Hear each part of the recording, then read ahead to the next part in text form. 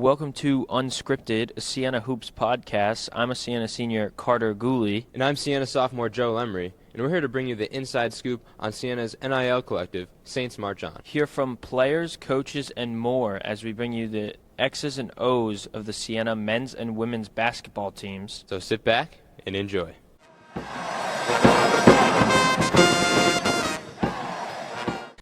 Our first guest today is current Siena star and reigning MAC Rookie of the Year, Michael Eley.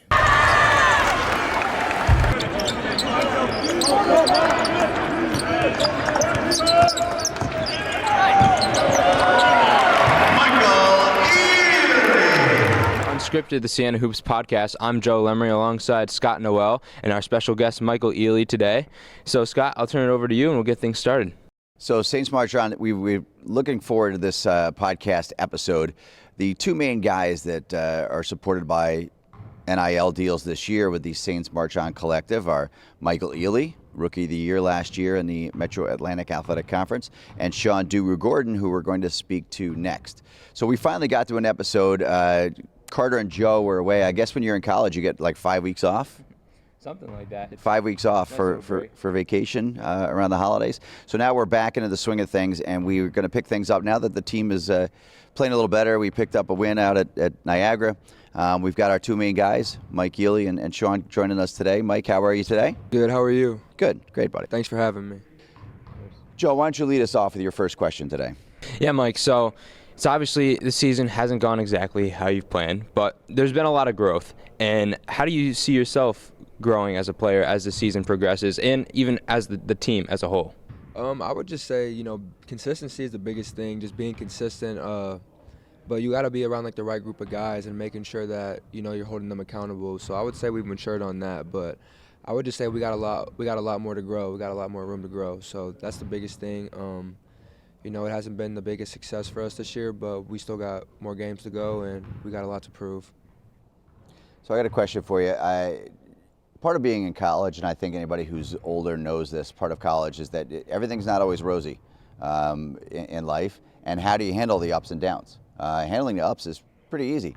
Handling the downs, hey, that helps you grow as a human being, and that's what college is all about. What has always served me well in my life and what I've surrounded myself with is funny people. So I want to know from you, who's the funniest guy on the team? I'm going to have to go Gio. He makes me laugh a lot. I would say Gio or Mike E on the team, the freshman. He's pretty funny too. He makes some jokes. He's a quiet guy, but he'll make some jokes to me. So I would say Gio or Michael E. So they're funny guys for sure. If you don't laugh at Gio's jokes, he might hurt you. So. No, yeah, he's a big dude. So we'll talk about a little bit Sean Durugordon. He came in late into the season, wasn't sure if his eligibility was going to be cleared or not. He gets cleared, and he takes off. You two have been a dynamic duo. How's that taken the pressure off you? Like, how have you been able to adapt in games with this now? I wouldn't say it takes the pressure off of me, because regardless, they're going to guard me how they guard me. I mean, it's just more of it's someone that he's a really good scorer. Like anytime he touches the ball, he's gonna go score it. So it's just it's nice to be able to defer and give it to him sometimes, and he'll take over games. So I mean, it does take some pressure off of me, but I mean he's a really talented player. So I love playing with him a lot.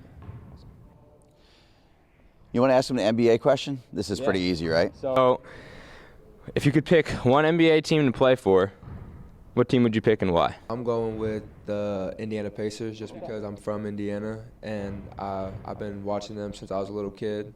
I don't watch them as much right now. I love them when they had Paul George, but I would say the Pacers for sure. Yeah. It'd be a cool duo to play for. You got Tyrese Haliburton, they just got Pascal Siakam. That'd be cool. They're young too, so you'd definitely be able to play with them. That'd be awesome. Yeah. All right, I got a question for you. The Works Cafe, one of the sponsors of Saints March On. There's a sandwich at the Works Cafe. It's called the Michael Eley. You went in, you tested in the kitchen, you literally developed and created your own sandwich. It's pretty cool. It's pretty cool. How many Michael Eleys have you eaten so far this season? I would probably say up to like around 20 or so. I mean, I go to the Works every single day. I'll either get the bacon, egg, and cheese or order my sandwich. So you got to switch it up sometimes, and then I'll get a smoothie with some protein. So. All right, let's role play. Let's role play. let's role play. Joe is the cashier at the Works Cafe, and you are the one right now ordering your sandwich. What do you say? What's that interaction look like? I'll be like, can I get the, what's that? I'll be like, what's that Michael Eley sandwich? I'll be like, can I get that? Yeah, I'll be like, can I get 2 of those? Toasted or not toasted? Toasted, please. Toasted, I got you, bro. Can I get 2 of me? I love it. What's a question nobody's ever asked you? You've been interviewed a lot now as the focal point of the Siena team this season. What's a question nobody's ever asked you that you always wondered why nobody ever asked? What my plans are after college, for sure. What are your plans after college? It's a great question. Honestly, I would say I want to continue playing basketball, but I also want to be able to coach eventually, whether that's a personal trainer, and then I also want to get into real estate, learn more about that. I mean, they don't teach you too much about that in school and college, so I want to, take classes when I'm done with college and get into real estate and learn, how to, buy and sell homes and get my wealth off of that. Do you ever watch real estate shows on? You watch real estate shows on TV? Yeah, when I I'm can bored. tell that's where you got it all. Yeah. What's your favorite one? I don't really have a favorite one, but I just like, I don't know, I just like how they move and how they're always hungry. Some of those guys in the real estate world, they're always hungry to get more. So I like the drive with that. That's awesome. And you talk about drive. I've always wondered, you're so successful at such a young age. Who's been someone who's really inspired you in your life so far, and been like that motivation, or just been by your side and someone you really appreciate? Definitely my dad. He's always been by my side. He's just helping me in the gym, in life in general. He's always, told me to keep my head up straight and just keep moving forward. Whether it's being in a bad situation or going through like a lot of adversity. But he's always just been there for me, making sure that I'm good and, and everything in all aspects of life. So definitely appreciate him a lot for that. So we got a question for you about your hamstring. How's it feeling? We got a big game on Friday night against Iona. This is being recorded a couple days prior to that game. We're hoping we're going to be straight for that game. It's the Gold Rush game. It's our rival. Yeah, I'll be sick if I can't play. But as of right now, like, it's hurting pretty bad. So I just gotta, keep getting treatment and doing as much as I can for it. Well, we're going to try to get it straight for you at the Ivy Spa later this week. We'll try to work that out for you. Great place. I'd like to thank Michael for joining us. Before we exit Michael, we will pause now, but we're going to take a little tour with Mike. We're going to give you guys a little view of what Mike's day is like, the locker room, the practice facilities, what kind of cool stuff we see behind the scenes, and maybe we'll check out Michael Eley's locker. We're in the Siena men's locker room, and this is a segment we like to call "We're Going Through Your Locker." So we're with Mike. We're going to see his locker. So Mike, walk us through what you got here. All right, let's see. The most important thing to me are the shoes. So I got some of the Currys. I actually got these Puma shoes. We're at Under Armour school, but I got 3 pairs of Puma shoes sent to me from Puma. Shout out to them. And then we got our, notebook for film. We got, I keep my shampoo and conditioner and all that stuff and shower stuff in here. And then you open up this. Got in here a bunch of stuff, shorts, a bunch of Siena gear, socks, and then I got all the practice jerseys right here. Practice jersey. I can get this right here. And then this is what the model we go by, the 21 things that we can do better as a team and individually. And then you got the loops, and then I got some of my training equipment, bands so I can stretch, and that's basically it. Thanks, Mike. Appreciate it. Unscripted. I'm with Scott Noel. I'm Joe Lemery. We're here with Coach Andy Farrell. Coach, how you doing today? I'm doing great. Appreciate you guys having me on. Yeah, thank you for coming. Coach, so we'll start it off. Born and raised in Dayton, Ohio, so all your ties are there. You came from Dayton. What did you do there at the University of Dayton? Yeah, so over my 6 seasons at the University of Dayton, I was in a kind of a jack of all trades, master of none. Right when we first got there, I was the only one from the state of Ohio, so I was a connector for almost everything, whether it's facilities, compliance, recruiting, like you name it, I was probably the jack of all trades. As we got the program rolling, I was able to get a little bit more specific, and in the last 3 seasons, my primary responsibility was being the recruiting coordinator for the program, and then the special assistant to the head coach, where my primary responsibilities were analytics-based, and then all of our self-scouting on both the offensive and defensive end of the floor. So Andy, you got here, what month did you were hired recently? June of 03, so 7 months ago, 8 months ago, depending on when this is being aired or replayed. Tell everybody, you have a wife and child? 2 children, 2 children, right? yeah. So at some point, you get hired here in June, and it's like, hey, honey, Grab the little ones in the diapers. It's time to go. How old are the kids now? They're out of diapers, right? Yeah, so one of them still in diapers. So a 5-year-old little girl and a 2.5-year-old little boy. 5-year-old little girl just lost her first tooth yesterday too. Wow. So like milestone. So I'm feeling a little, getting a little gray on the Tooth Fairy also visited our house yesterday for my 6-year-old. Really? So, yeah, not his first. There we go. I wonder whose house the Tooth Fairy went to first. I don't know the logistics of all that. I don't know. You have to ask somebody smarter than me. No doubt.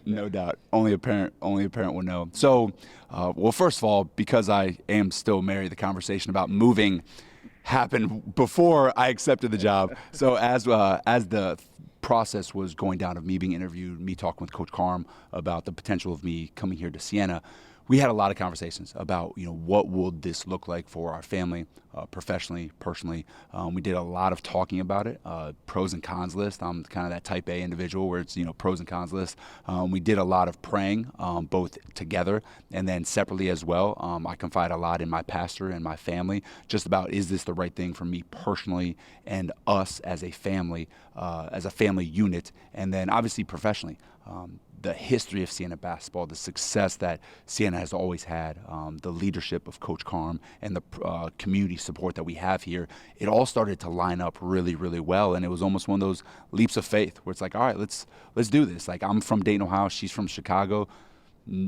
She had never been to Albany before until like the interview, so it was like, hey, let's just do this and let's lean into one another because we're both feeling as though this is the right thing to do at the right time. That's awesome. And sorry, Scott, like you taking a risk and coming over to New York, never been.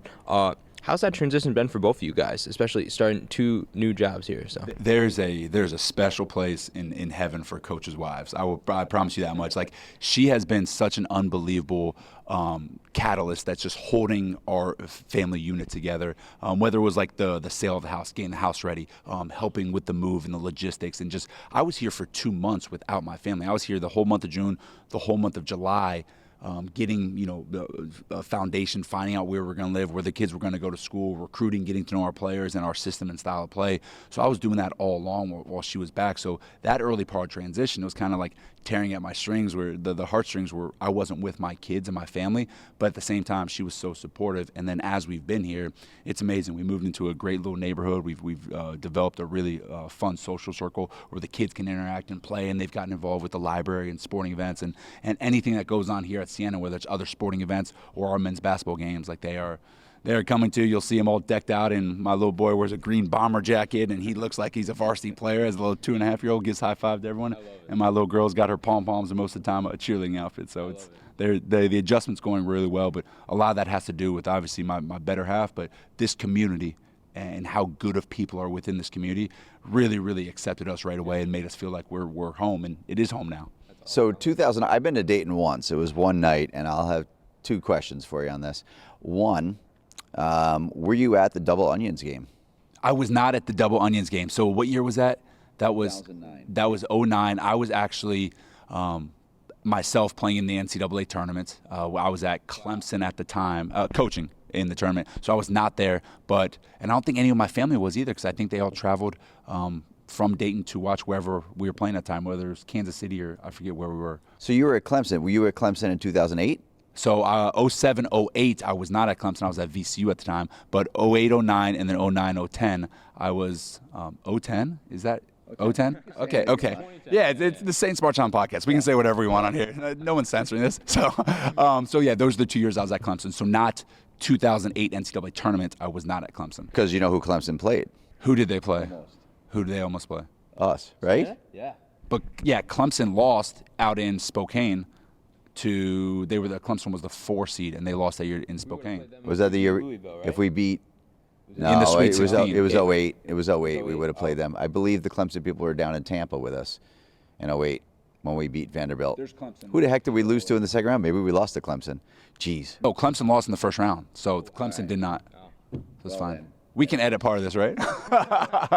No, keep it rolling. This is part of the bloopers. Let's go. So my second part. We beat Ohio State. It is crazy town. We are ready to go out drinking. We had to beg our way into a bar in Dayton. Now, I'm told by you off camera that is not protocol for Dayton to shut down so early. Maybe they just didn't like us. Yeah, they definitely knew their clientele. Okay. The bouncers and the bartenders definitely can read the room and realize that, like, hey, 11:30 at night, yeah, we're going to act like this thing shuts down because we don't want the rowdiness. But on the record, I think the bar should have closed down around 2, probably last call around 1:30. But again, like, they could have read the room and realized that. Business decision. It makes perfect sense. In the long run, the opportunity cost of not allowing these people in is probably the better move. That's awesome. Hey, so we'll switch gears a little bit to your coaching and your basketball career. I know a big thing you do is scouting, right? And so what goes into that? What's the process for you having to scout an opponent for each game, each week, you know? Yeah, that's a really, really good question. So everyone has a different process. Like, my process is probably a little bit more old school because, like, kind of how I cut my teeth in this business was through film and through video. So I'm probably pretty detailed when it comes to that. So I'll watch between 6 and 8 games of every opponent. I'll break down every single possession of the opponent, and then I'll kind of like label it so that once a long way around this is like it's almost like an Excel spreadsheet that is all attached to a video. So after I label every single possession on the offensive and defense end of the floor, I can then pretty much just run a filter, and it can show like the frequency that teams are running certain plays, what sets of families, whether they're starting in a box set, 4 high, 4 low, a spread set, different things like that. So you can start figuring out, okay, what is this team's offensive DNA, and how often are they running these plays? Part of it has to do with the opponents that they're playing. So then you start trying to find some commonalities with, hey, how do we play defense? Do we think that they are going to run the same plays that they're running against similar defenses? Or is it all just who they are? That regardless of what team they're playing, whether how they're guarding balls, other teams are guarding ball screens, or who the personnel is, how they're guarding the post, is this just what they're going to run regardless? Right. So part of it's just kind of dissecting all through that, but it really, in my opinion, there's no shortcut to it. It just takes the work. It takes what it takes, and you're just watching, and you're studying, and you're analyzing. So that's on the offense side of the ball, and then on the personnel side, when you start looking at tendencies, you start diving into the numbers. Frequency of shots that are threes, where are they taking their shots from, shot location, assist numbers, turnover numbers, how often they're getting fouled. You can dive into some analytics of some people, and there's some really good resources and websites where you're looking at what percentage of the shots are they taking when they're on the court? How often is the coach using a big lineup and a small lineup? So just trying to gather all that information. And then sometimes it's a quick turnaround. So how much of this are you sharing with the team? You don't want paralysis by analysis, but at the same time you want to give them the nuts and bolts. So it's always an ebb and flow, but as the person that's leading the scouts with Coach Carm, it's all about you have to know everything, just so that when the time does come, you're able to give the guys a cheat code of what's happening in live real time. Rather over-prepare than under-prepare, As a coach, but then it's like, hey, how much can we give these guys, because you don't want to give them too much. Right. And we have rules and principles. Right. 80% of what we do is going to be the same every game, and then you have the 20% that's probably scouting-based. Right. So I got a question for you. A10 teams. You come from an A10 world. You've been scouting the A10 teams. So like, who decides who gets to scout for that game? Who's going to, because the assistant coaches rotate their positions, or who the scout is for each particular game. You got the A10 schools. Makes a lot of sense. I also know that you scouted the Niagara game. We won't talk about that. Good job. But the A10 schools beyond that, is it just you're flipping coins, or? Yeah, so that's a really good question. I think once we have our schedule that's set and when the games are, once you get into the league play, you start figuring out, okay, if there's a returning coach from last year and there's been a great amount of success with certain teams that they've scouted before, it probably makes sense because they know those teams really well already. So you start slotting those in, and you try to make sure that they don't have back-to-back games, or like a Friday, Sunday game for the same coach. That could be pretty intense, and they may not be able to prepare as well. Although sometimes that does just have to happen, and everybody makes it work, and it becomes a hands-on effort. So once you figure out what the entire schedule looks like, it literally you just start looking at it a little bit and start penciling some stuff in and erasing. It's like, okay, well, Coach so-and-so had, in Niagara last year, hey, that coach is gone, so let's look to see if Andy gets that, then maybe we look when we're playing Niagara next. Oh, that actually kind of makes sense because of the space in between, because Iona's right before that, so Andy won't have. So, like, it is literally like you're just penciling stuff in, and usually Coach Carm does that on his own. Then he presents it to the coaching staff and says, hey, here's my initial thoughts. What do you guys think? And you kind of move from there. I want to know, and I know that it's been a tougher season. There's a new landscape in college basketball now. We're navigating that for this season. But there's always moments in the season that are great. Let's go back to the scouting side.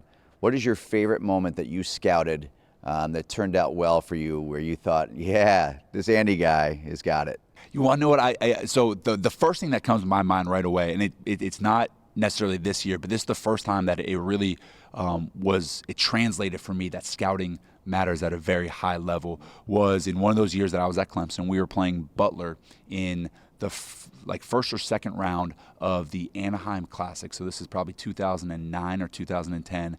And it was Brad Stevens was the head coach of Butler. They had just had a pretty successful season. And it was like the third or fourth game of the year. So you didn't have too much information or data on them. One thing that I did is I looked at every single baseline out of bounds and sideline out of bounds play that Brad Stevens ran the prior year with under 90 seconds in the game. So, like, what are his go-to plays?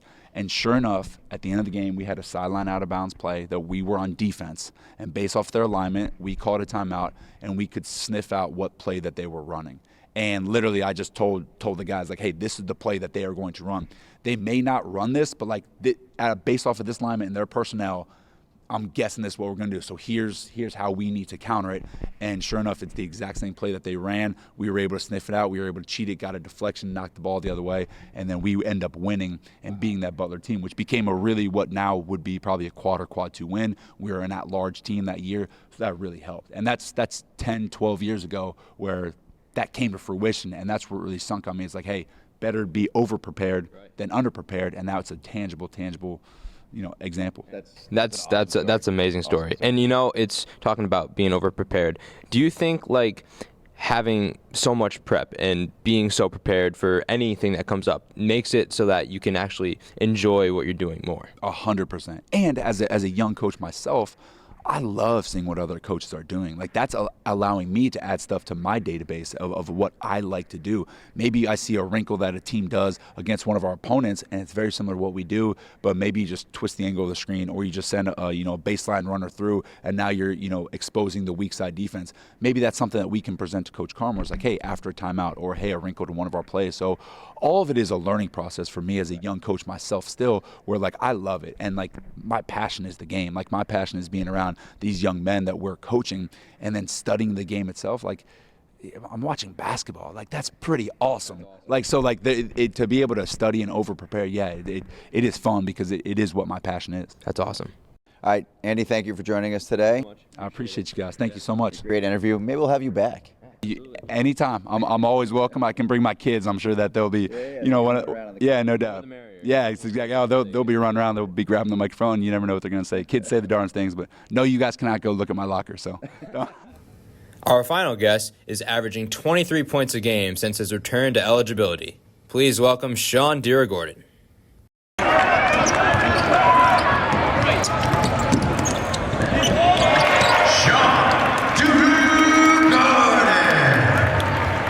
Unscripted. I'm your host, Joe Lemery, alongside Scott Noel, and we got a very special guest today, Sean Durugordon. Sean, how you doing? Doing good. Awesome. So, Sean, we're so happy to have you on. First time on the podcast. So, first question I want to ask you is, there's a lot of kids out there that look up to college athletes, right? And getting your chance to play once again. What advice would you give to young kids out there who look at you, look at a great player, and strive to be like a basketball player like you one day? Yeah, I mean, like, the advice that I would give to young kids is just to, stay in the gym, try to block out all the unnecessary noise, try to be around the right group of kids too, because your environment is going to control a lot of things like later on in your life. So just being around the right group of kids, obviously staying in school, getting good grades in school, because you can't play basketball at the next level if your grades is not good. So, staying on top of that and, just working hard, staying in like the gym. So, Sean, you averaged 20. You got to join the team finally. You sat around watching everybody play, and then all of a sudden, some dude in West Virginia had a lawsuit, and voila, Sean Durugordon makes his first appearance. How psyched were you the day you found out? Yeah, I'm actually playing. Yeah, I mean, like, that day was a crazy day for me because at first, like, I didn't really know what was going on. I was seeing it all over Twitter and stuff, but, as I got more information, I found that I was really going to be able to play again. It was just great because, the last couple months was just really stressful, just not being able to be on the court and, not being able to be out there with my teammates. So finding out that I was going to be able to play was definitely one of the best days. It looks like you're taking a little aggression out on your opponents since you entered the lineup. averaging 23, 24 a game since you got into the lineup, which included 36 at Niagara. 16 to 16 from the line. How'd you feel that night? Was there some zone you went to? Yeah, I mean, like, like that trip, it was a delayed trip. We were supposed to play the day. Big snowstorm. Yeah, so, getting in that extra day of rest definitely helped, coming off of the Canisius loss. But, yeah, I mean, I just went into the game with the same aggressive mindset that I always have. Shots just started to fall, and, I just kept going, but, yeah. So it begs the question, 36 at Niagara. I coach 8 and 9-year-old boys right now, and we had a kid go for like 22 against us because he was very skilled. I'm going to guess that when you were younger, what's the most you've ever scored in any game at any level? The most I've ever scored was 56. This was in middle school. Wow. Middle school? Wow. Yeah. Middle school, yeah. So, been playing for a long time. With having this break, having everything you've been through, how good does it feel just to be back at this place playing basketball and playing it certainly at a high level? Yeah, I mean, like, it's great, like I said, it's been a rough couple of last months, but, finally being able to play on the court. I was in the gym all preseason, just working hard, just waiting for this day. So, it's just, there's nothing like it, being able to play basketball and show people what you could do. So, Sean, you're kind of newer to the campus, obviously. You just got here this year. What's your favorite spot on Siena's campus? My favorite spot on campus probably would have to be Casey's. I just like Casey's. Just like this is just really chill there. They have a little lounge place, but it's just really chill and it's always calm there. So that's probably the place where I like the most. And you've got 7 games under your belt now. We're leading into this is being recorded just prior to the Gold Rush game against Iona on Friday night. That'll probably be it's a different atmosphere. Iona is our rival. What are your thoughts going into that game? Yeah, I mean, I definitely know that. I actually took a visit there too before coming into Siena, so I know the staff there a little bit. But yeah, I mean, I'm looking forward to that game. Iona is a local school for me, so I know I'm gonna have a lot of family that is gonna come up for that game. So it's definitely a game that I'm looking forward to this week. It's always a biggie for us, so we really appreciate you taking home the win on Friday night. That would be a huge one for us. You chose Siena over Iona. Good Saints march on. How much did that have an influence? The collective that we have here at Siena, did that help you in your decision? Oh yeah, for sure. Like as I was going through the process, there was a lot of schools that had their different collectives and stuff. But I really like this setup. Obviously being close to home, and with the collective, being able to support myself, support some of my family, and just the resources that it came with. It was just the right situation for me, and yeah. That's great. That's great. So now, Sean, we'll finish this off, a little more lighthearted. NBA. I'm sure you follow it a little bit. And I know you have aspirations to be an NBA player one day. So if you could pick a team that you could play for, any team, who would it be and why? It would probably be either the Nets or the Knicks, just because, I'm from the city. So there'll be nothing like playing, at home in front of all your family and friends. Barclays, MSG. But yeah, there's nothing like it. So definitely those two. Any player who would you love to play with? Any player? I'd probably like to play with my boy Kobe Brown. He currently plays for the Clippers now. But yeah, I definitely would want him. He's really good. Yeah, he's awesome. That's awesome. Thank you, Sean. You know what time it is. All right, Sean, it's time to show us your locker. What do you got? So yeah, this is my locker. I have a lot of gear right here. I got to organize it a little bit, but a lot of shoes up here that I wear.